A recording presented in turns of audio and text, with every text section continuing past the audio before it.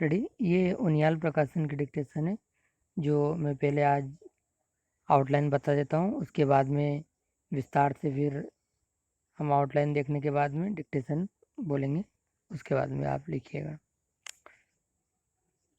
वैसे तो सभी आउटलाइन बनी है, लेकिन फिर भी कुछ और आउटलाइन मैंने शॉर्ट किए, तो उनको भी आप देख लीजिए। जैसे कि यहाँ पे लिखा हुआ बिक्री कर विधेयक, तो आप बिक्री कर इस तरह से लिख सकते हैं, बिक्री कर और वह से विधेयक हो जाएगा, बिक्री कर विधेयक। और 1955 जो लिखा हुआ है, तो 1955 के लिए आप 55 लिख के नीचे आप ना बना दीजिए, 55 लिख के आप नीचे उसके ना बना दीजिए, तो 1955 हो जाएगा। इसके बाद में प्रस्ताव सरकार, ये लिख सकते हैं जैसा इसमें लिखा हुआ है। मैं जो भी आउटलाइन इजी रहेगी, मुझे चेंज करवाना रहेगा, मैं वो बिल्कुल बता दूंगा। लगभग सभी आउटलाइन इसमें बनी है, आप देख रहे हैं, बहुत ही सरल आउटलाइन है। माननीय नारायण दत्त जी, आप अपने हिसाब से भी लिख सकते हैं और इसमें लिखा है वैसा भी लिख सकते हैं।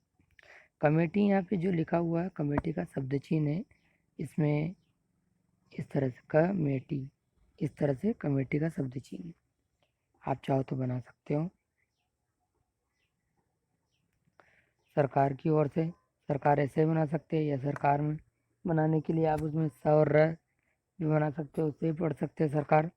माननीय वित्त मंत्री जी जैसे लिखना है। यहाँ पे कमेटी फिर आया है, उससे आप बना सकते हैं शब्द चिन्ह के माध्यम से। बिक्री कर से संबंधित, तो बिक्री कर लिख के स का व्रत बना दिया, तो उससे संबंधित पढ़ सकते हैं।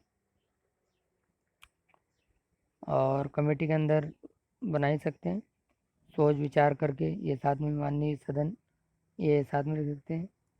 और जैसा कि इसमें सभी सब कुछ आउटलाइन बनी हुई है, बस कुछ कुछ है, जैसे कमेटी बार बार आ रहा है, तो कमेटी को आप सुधार लेना। और संशोधन करती है, संशोधन का शब्द चिन्ह है इस तरह से, यहाँ पर बना हुआ संशोधन, व्रत बना के, सॉरी फिर से बता देता हूँ, संशोधन इस तरह से ऊपर बनेगा, लाइन पर बनेगा, मैंने नीचे बना दिया इस तरह से संशोधन। और करती वो अलग से बनाए, संशोधन करती।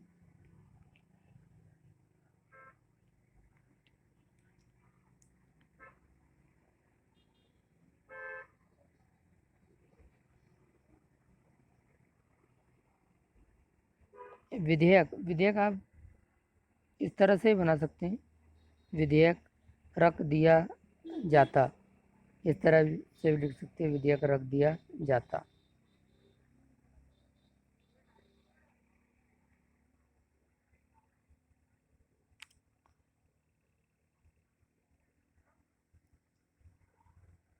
बाकी सब इसमें लिखा हुआ है, इसमें जैसा लिखा है वैसा आप बना सकते हैं। तो देर ना करते हुए डिक्टेशन स्टार्ट करते हैं। आज की डिक्टेशन शुरू करते हैं हम। Ready, start. माननीय उपाध्यक्ष महोदय, आप इस सदन में उत्तर प्रदेश बिक्री कर विधेयक 1955 पर विचार करने का प्रस्ताव सरकार की ओर से प्रस्तुत है।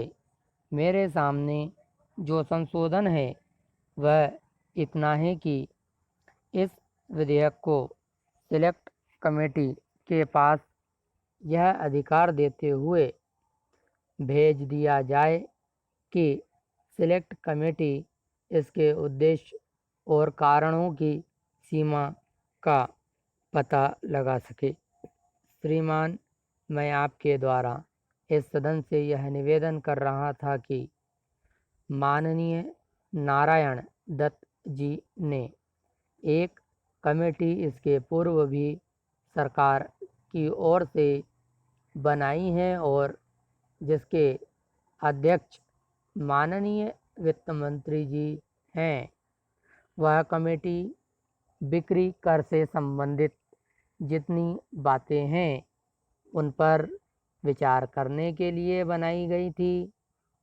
उस कमेटी के अंदर उन तमाम बातों को रखकर अच्छी तरह से सोच विचार करके एक व्यापक विधेयक माननीय सदन में आना चाहिए था। श्रीमान, जहां तक माननीय नारायण दत्त जी के भाव भी ठीक हैं और तर्क भी ठीक हैं। सरकार को यदि बिक्री कर कानून में कोई संशोधन करना था तो जो कमेटी बहुत पहले से बनी हुई थी उस कमेटी के सामने सारी बातें जानी चाहिए थी, जिससे वह कमेटी सारी बातों पर अच्छी तरह से विचार करती और विचार करने के बाद जो चीज़ें पहले कानून में रह गई थी उन सब बातों का संशोधन करती। लेकिन सरकार ने ऐसा नहीं किया। सरकार जिस ढंग से चल रही है उससे ज़्यादा उम्मीद भी नहीं है। श्रीमान, कमेटी बनती रहती हैं लेकिन उनकी मीटिंग्स नहीं होती। अगर होती भी हैं तो उनके सामने सारे मसले नहीं जाते और सरकार की ओर से छोटे से शब्दों का प्रयोग करके एक विधेयक रख दिया जाता जिसका कि एक व्यापक असर होता। यह छोटा सा विधेयक इसी माने में व्यापक असर रखने वाला है।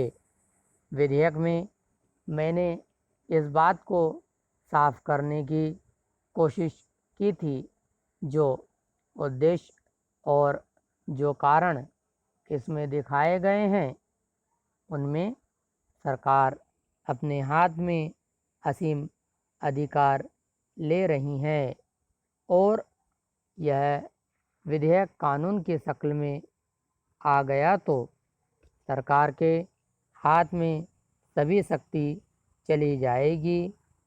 स्टॉप।